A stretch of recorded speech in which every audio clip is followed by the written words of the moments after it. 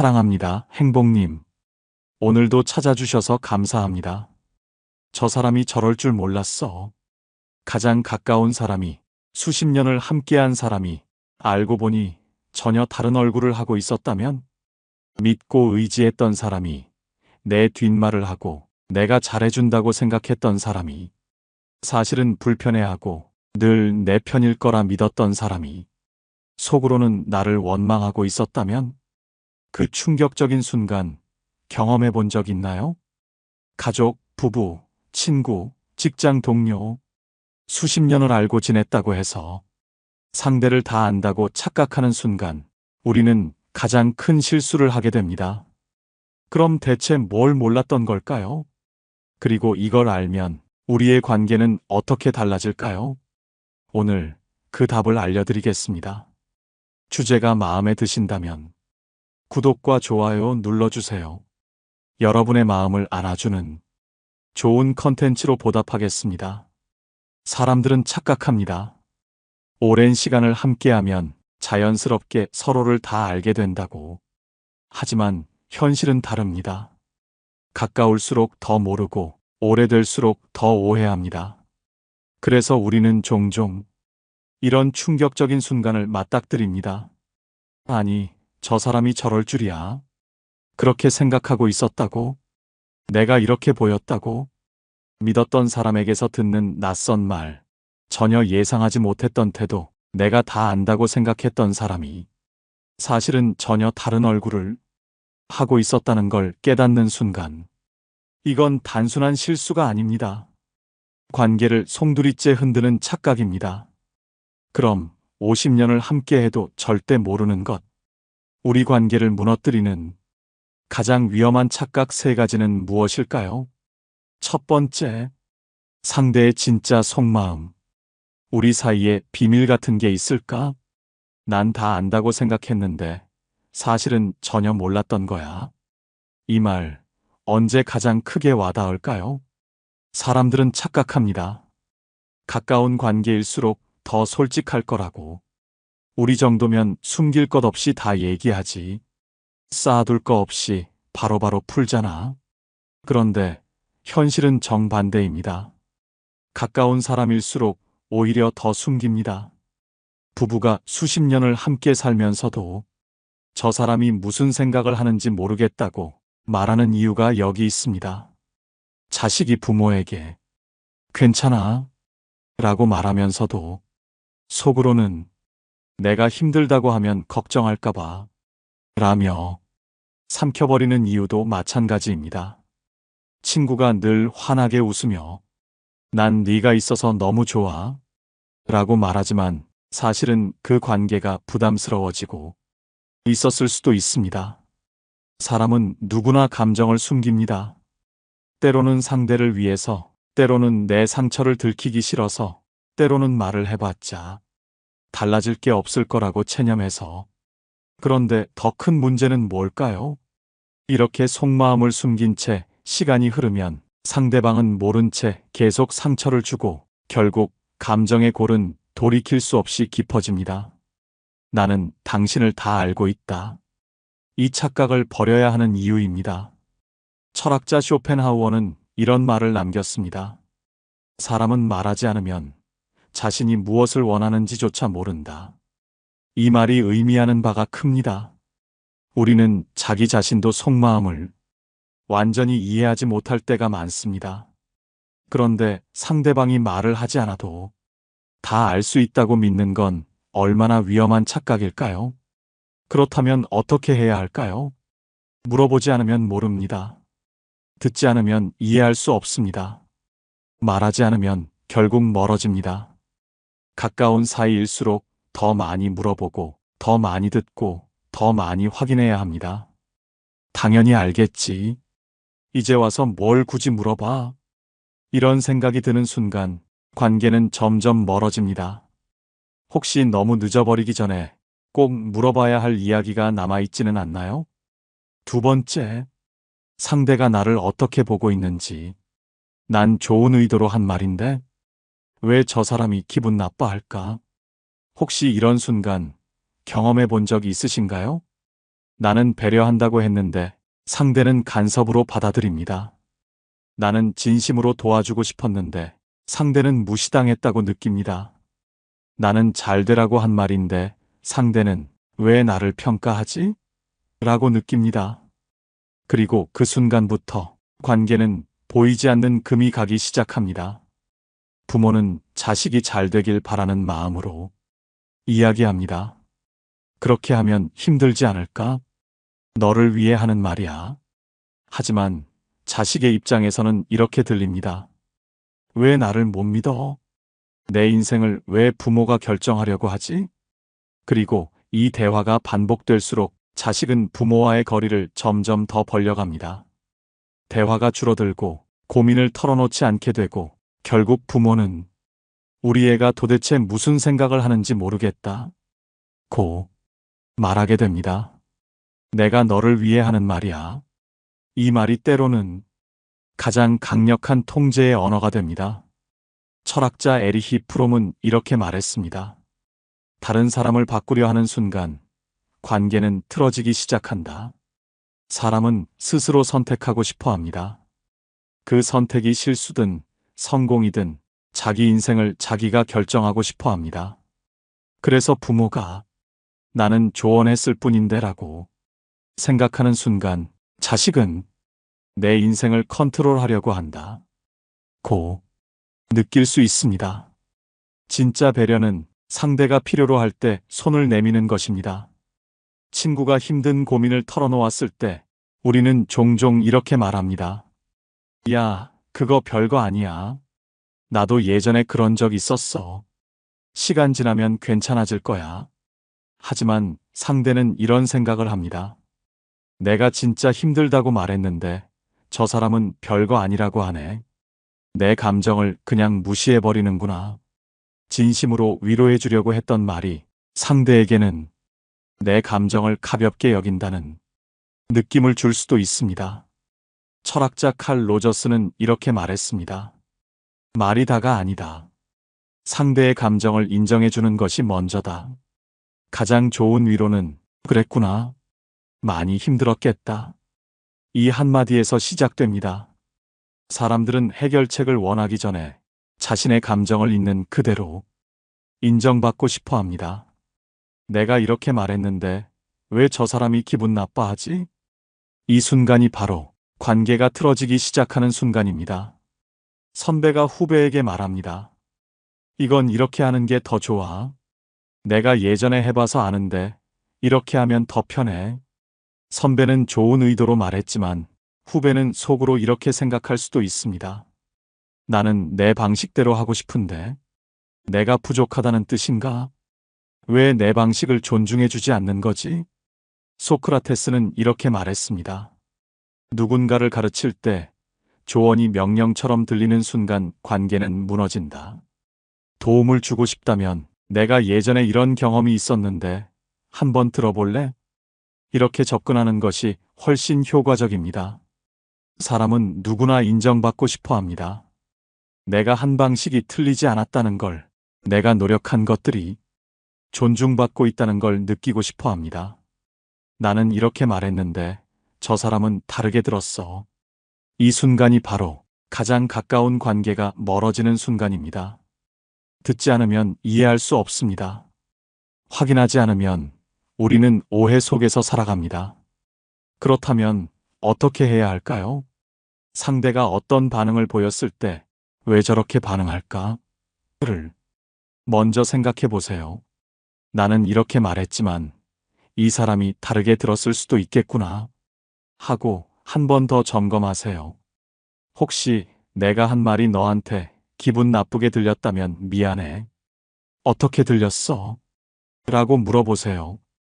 가까운 관계일수록 이 정도면 알겠지 하는 순간 오해가 쌓이기 시작합니다. 확인하지 않으면 우리는 관계를 착각 속에서 유지하고 있는 것뿐입니다.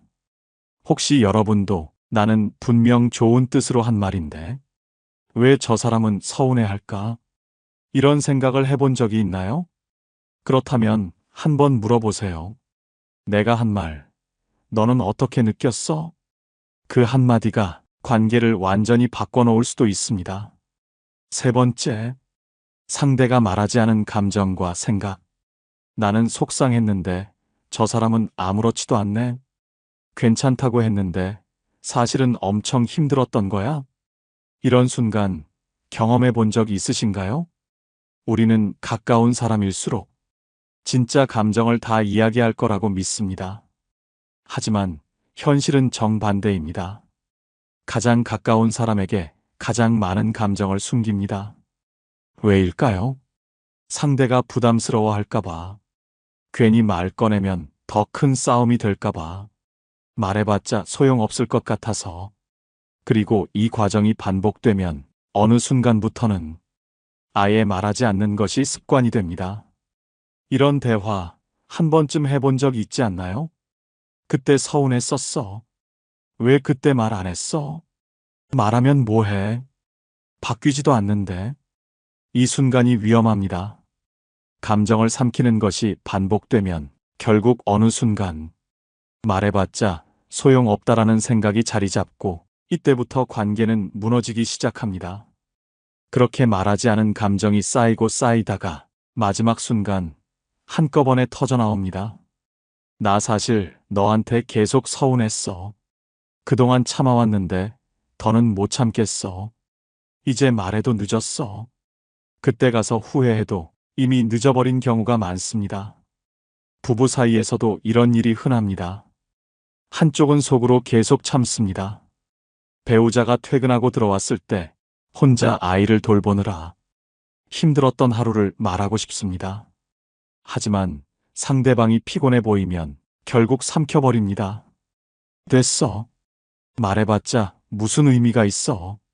반대로 한쪽은 일방적으로 이야기합니다. 자신이 힘들었던 일만 털어놓고 상대방이 얼마나 힘들었는지는 묻지 않습니다. 이게 한 번, 두 번 반복되다 보면 어느 순간부터는 대화 자체가 줄어듭니다. 서로의 감정을 이야기하지 않는 부부는 어느 순간 친구보다도 먼 사이가 됩니다. 철학자 장폴 사르트르는 이렇게 말했습니다. 말하지 않은 감정은 결국 상대를 향한 원망이 된다. 결국 쌓이고 쌓인 감정은 언젠가 폭발하거나 아예 감정을 닫아버리는 계기가 됩니다. 자식이 부모에게 속마음을 말하지 않는 가장 큰 이유는 뭘까요? 걱정할까봐, 혼날까봐, 어차피 이해 못할 것 같아서. 자식은 힘든 일이 있어도 부모에게 괜찮아라고 말합니다. 하지만 그 괜찮다는 말 뒤에는 수많은 감정이 숨어 있습니다. 부모는 안심합니다. 다행이다. 우리 애는 별일 없구나. 하지만 정작 자식은 친구에게 털어놓습니다. 사실 너무 힘들어 죽겠어. 근데 부모님이 알면 더 걱정할까봐 말 못하겠어. 그렇게 시간이 흐르고 어느 날 부모는 이렇게 말합니다. 우리 애는 요즘 무슨 생각을 하는지 모르겠어. 하지만 사실은 부모가 몰랐던 것이 아니라 자식이 더 이상 말하지 않기로 한 것입니다. 철학자 알프레드 아들러는 이렇게 말했습니다. 가장 깊은 단절은 말하지 않는 것에서 시작된다. 부모와 자식 사이의 거리는 말하지 않는 순간부터 멀어지기 시작합니다. 친구 관계에서도 마찬가지입니다. 한 친구가 실수를 했을 때 상대방이 아무렇지도 않게 넘겨주는 경우가 있습니다. 아니야, 괜찮아. 별일 아니야. 그런데 정말 괜찮을까요? 몇 년 후 다툼이 생겼을 때 갑자기 이런 말을 꺼내는 경우가 있습니다. 너 그때 기억 안 나? 그때도 네가 그랬잖아. 나는 그때 진짜 서운했어. 이 순간이야말로 관계가 단절되는 순간입니다. 상대는 이렇게 생각합니다. 그때 괜찮다고 했으면서 이제 와서 왜 그래? 사람은 감정을 숨기면 언젠가 다른 방식으로 터뜨리게 되어 있습니다. 철학자 니체는 이렇게 말했습니다. 진짜 위험한 말은 하지 않은 말이다. 가까운 사람일수록 진짜 감정을 말할 타이밍을 놓치면 결국 그 감정은 상처가 되어 돌아옵니다. 그렇다면 소중한 사람과 오해나 착각이 생기지 않으려면 어떻게 해야 할까요? 오랜 관계에서도 서로를 더 깊이 이해하고 진짜 속마음을 나누는 방법은 무엇일까요? 이제 가장 가까운 사람과도 절대 놓치지 말아야 할 대화의 기술을 알려드리겠습니다. 첫 번째, 나는 이렇게 느꼈어. 라고 말하는 것부터 시작하라. 부부싸움을 할 때, 가족과 다툼이 있을 때, 친구와 오해가 생겼을 때, 사람들은 대부분 이렇게 말합니다. 너 왜 그렇게 말했어? 그걸 말이라고 하는 거야? 내가 잘못한 거잖아. 이런 말들은 대화를 더 격하게 만들고 상대는 본능적으로 방어적으로 반응할 수밖에 없습니다. 대신 이렇게 시작해 보세요. 나는 그때 좀 서운했어. 나는 이렇게 느꼈는데 너는 어떻게 생각해? 나는 이 말이 좀 상처가 됐어. 상대의 행동을 비난하는 대신 내 감정을 먼저 이야기하는 것이 핵심입니다. 비난이 아닌 감정으로 말하면 상대도 방어하지 않는다. 심리학자 존 가트맨은 연구를 통해 부부싸움에서 당신이 잘못했어가 아니라 나는 이렇게 느꼈어라고 시작하는 부부가 오래간다. 라고 밝혔습니다. 부부뿐만 아니라 부모와 자식, 친구, 직장 동료까지 모두 마찬가지입니다.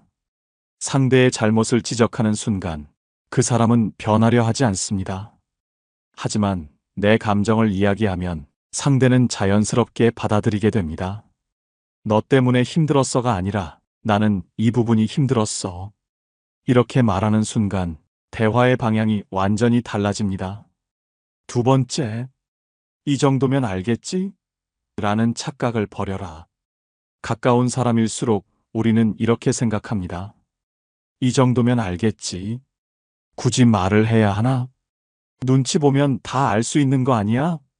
하지만 절대 아닙니다. 상대방은 절대 모릅니다. 오히려 가까운 사람일수록 더 착각하고 더 오해합니다. 철학자 알프레드 아들러는 이렇게 말했습니다. 우리는 듣고 싶은 대로 듣고 보고 싶은 대로 본다. 가족도 친구도 부부도 상대방이 내 감정을 정확히 알고 있다고 믿는 순간 관계는 틀어집니다. 진짜 중요한 관계일수록 나는 이렇게 느껴. 나는 이렇게 생각해. 이 말을 자주 해야 합니다. 만약 이 말을 하지 않으면 어떻게 될까요? 상대는 자신이 원하는 대로 해석합니다. 괜찮아. 라고 말하면 진짜 괜찮아서인지 참아서인지 구분하지 못합니다. 알아서 해. 라고 말하면 진짜 믿고 맡기는 건지 서운한 건지 모릅니다. 확인하지 않으면 우리는 오해 속에서 살아가게 된다. 지금 가장 가까운 사람에게 한번 물어보세요. 내가 말 안 해도 다 알 거라고 생각했지? 솔직히 내가 말 안 하면 나도 잘 모를 때 많아. 대부분 예상과 다른 대답이 나올 겁니다. 세 번째, 말할 타이밍을 놓치지 마라. 많은 사람들이 후회하는 순간이 있습니다. 그때 말할 걸. 이제 와서 말해봤자 뭐해. 우리는 감정을 쌓아두었다가 결국 늦은 순간에 터뜨립니다. 그러면 상대는 이렇게 말합니다. 아니, 그때는 괜찮다며? 그때 말했으면 내가 고쳤을 텐데. 지금 와서 그 얘기를 왜 해? 가까운 관계일수록 감정을 쌓아두면 나중에 큰 문제가 됩니다. 서운한 일이 있다면 그때그때 표현하세요. 나는 이 부분이 조금 불편했어. 혹시 내가 이렇게 말하면 너는 어떻게 느껴? 이렇게 한 번만 물어봐도 서로를 이해하는데 훨씬 도움이 됩니다. 하지만 여전히 우리는 이런 의문을 가질 수 있습니다. 그래도 도저히 이해할 수 없는 사람이 있다면 어떡하지? 아무리 노력해도 끝까지 벽을 치는 사람과는 어떻게 해야 하지? 사실 모든 관계에서 완벽한 이해는 불가능합니다. 하지만 중요한 것은 오해를 줄이고 불필요한 상처를 남기지 않는 것입니다. 첫 번째, 상대를 이해하려고 하기 전에 먼저 받아들여라. 철학자 장폴 사르트르는 이렇게 말했습니다. 다른 사람을 있는 그대로 받아들이는 순간 관계는 달라진다. 우리는 종종 상대를 이해하기보다는 바꾸려고 합니다. 왜 저렇게 생각하는 거야? 이해가 안 되니까 바꿔야겠어. 내 방식이 맞으니까 저 사람도 이렇게 해야 해. 하지만 상대가 나와 완전히 다른 사고방식을 가지고 있다면 애초에 같아지기를 바라는 것 자체가 불가능한 일입니다. 그럼 어떻게 해야 할까요? 이 사람은 나와 다르게 생각하는구나. 굳이 내가 이해할 필요는 없고 그냥 이런 사람이라는 걸 받아들이자. 내가 바꾸려고 하기보다 다름을 인정하자. 소크라테스는 이렇게 말했습니다. 나는 내가 모른다는 사실을 안다. 이게 무슨 뜻일까요? 우리는 상대를 완전히 이해할 수 없다는 걸 인정하는 순간 오히려 관계에서 불필요한 갈등이 줄어듭니다. 어떤 사람들은 그냥 그런 존재입니다. 내가 이해하려 애쓰지 않아도 그 사람은 자기 방식대로 살아갈 것이고 나는 내 방식대로 살아가야 합니다. 오해가 생겼다면 먼저 이렇게 생각해 보세요. 이 사람은 저렇게 생각할 수도 있겠구나. 그렇다고 해서 꼭 내가 바뀌어야 하는 건 아니야. 우리는 서로 다르지만 공존할 수 있다. 때때로 상대를 이해하는 것보다 그냥 있는 그대로 인정하는 것이 더 현명한 선택일 수도 있습니다. 두 번째, 상대가 정말 변하지 않는다면 거리를 두는 것도 방법이다. 어떤 관계는 아무리 노력해도 회복이 어려운 경우가 있습니다. 아무리 대화를 시도해도 변하지 않는 사람, 계속해서 내 감정을 무시하는 사람, 나를 이용하거나 끊임없이 상처를 주는 사람, 이런 관계를 붙잡고 있는 것이 정말 좋은 선택일까요? 철학자 니체는 이렇게 말했습니다. 나를 소모하는 관계에서 벗어나라. 그래야 비로소 진짜 나를 찾을 수 있다. 어떤 관계는 가까울수록 더 힘들어지고 어떤 관계는 멀어질수록 더 편안해집니다. 가까운 사람이니까 끝까지 잘 맞춰가야 해.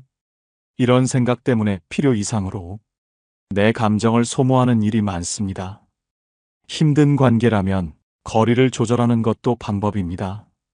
모든 관계를 완벽하게 유지해야 한다는 부담에서 벗어나세요. 가까운 사이일수록 건강한 거리두기가 필요합니다. 소크라테스는 또 이런 말을 남겼습니다. 가장 좋은 관계는 적당한 거리가 유지되는 관계다. 부부 사이에서도 가끔은 각자의 시간을 갖는 것이 필요합니다. 부모 자식 간에도 자녀가 스스로 결정할 공간을 주는 것이 중요합니다. 친구 사이에서도 모든 고민을 강요하는 것이 아니라 적당히 선을 지키는 것이 필요합니다. 가까운 관계일수록 때때로 거리를 두는 것이 더 오래 건강하게 관계를 유지하는 방법입니다. 한 발짝 떨어져서 바라보면 보이지 않던 것이 보이기도 하고 불필요한 갈등에서 벗어날 수도 있습니다. 가까운 사람이니까 무조건 이해해야 해. 이런 생각을 버리는 것만으로도 관계는 훨씬 더 편해집니다. 세 번째, 때로는 내가 먼저 솔직해지는 것이 필요하다. 우리는 상대방이 먼저 속마음을 꺼내길 기대합니다. 저 사람이 먼저 말하면 나도 말해야지. 저 사람이 나를 이해하면 나도 이해해줘야지. 하지만 기다리기만 해서는 관계가 달라지지 않습니다. 내가 먼저 솔직해지면 상대도 솔직해질 가능성이 높아집니다.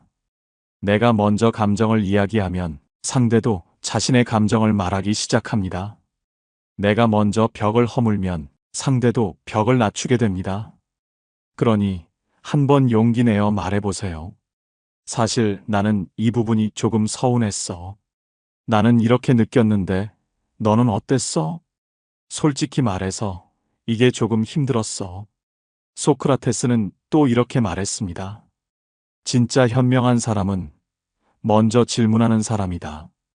진짜 솔직한 대화는 상대의 반응을 떠나 내가 후회하지 않기 위해서라도 필요합니다. 어떤 관계든 오해가 풀리든 풀리지 않든 최소한 내가 할 수 있는 만큼은 해보았다는 것이 중요합니다. 그럼에도 불구하고 상대가 변하지 않는다면 그때는 자연스럽게 거리를 두어도 괜찮습니다. 우리는 관계를 오래 유지하는 것보다 서로를 제대로 이해하는 것이 훨씬 어렵다는 사실을 잊곤 합니다. 그렇다면 여러분은 지금 가장 가까운 사람을 정말로 이해하고 있나요? 아니면 그냥 알고 있다고 착각하고 있었나요? 조금만 더 깊이 들여다보세요. 조금만 더 솔직해져 보세요. 그리고 불필요한 오해 속에서 힘들어하는 대신 건강한 관계를 위해 할 수 있는 일을 해보세요. 그 한 걸음이 지금까지와는 전혀 다른 관계를 만들어줄 수도 있습니다. 우리는 때때로 사람을 안다는 착각 속에서 살아갑니다. 가까울수록 오래될수록 더 잘 안다고 믿지만 사실 우리가 아는 건 상대의 일부분일 뿐입니다. 소크라테스의 나는 내가 모른다는 사실을 안다. 이 말을 우리의 관계에 적용해 본다면 사람을 완전히 이해할 수 없다는 걸 인정하는 순간 오히려 더 깊이 이해할 수 있는 길이 열립니다. 우리는 모든 관계에서 같은 언어를 쓰지만 같은 마음으로 듣지는 않습니다. 같은 기억을 공유하지만 같은 감정을 느끼지는 않습니다. 같은 시간을 보내지만 서로가 다른 곳을 바라볼 때도 있습니다. 하지만 그 다름이 꼭 틀린 것은 아닙니다. 서로가 조금씩 다르기에 조금씩 오해가 생기지만 또한 그 다름 덕분에 우리는 더 깊이 이해할 수도 있습니다. 가장 가까운 사람이 낯설게 느껴지는 순간이 올 수도 있습니다. 하지만 그때 필요한 것은 상대를 바꾸려는 노력이 아니라 한 걸음 물러서서 바라보는 마음의 여유입니다. 이해할 수 없을 때 내가 먼저 질문할 수 있는 용기를 내고 기대하지 않았던 답이 돌아와도 그 차이를 있는 그대로 받아들일 수 있다면 그 순간 우리는 관계 속에서 서로를 가둬두던 벽을 허물고 더 넓은 세상 속에서 함께 걸어갈 수 있을 것입니다. 우리에게 필요한 것은 완벽한 이해가 아닙니다. 조금 더 듣고, 조금 더 기다리고, 조금 더 따뜻하게 바라보는 마음. 그것만으로도 우리는 오해를 줄이고, 상처를 덜고, 서로의 곁을 더 오래 지킬 수 있을 테니까요. 오늘도 당신의 마음이 조금 더 가벼워졌기를 바랍니다. 오늘 영상을 보며 여러분은 어떤 생각이 드셨나요? 여러분의 경험과 생각을 댓글로 나눠주세요. 여러분의 이야기가 누군가에게 큰 위로와 깨달음이 될 것입니다. 오늘 영상이 도움이 되셨다면 소중한 분들께 공유해 주시고 구독과 좋아요로 저를 응원해 주세요. 여러분과의 소중한 연결이 저에게 큰 힘이 됩니다. 오늘도 여러분의 행복을 빕니다. 이상으로 행복 주문서였습니다.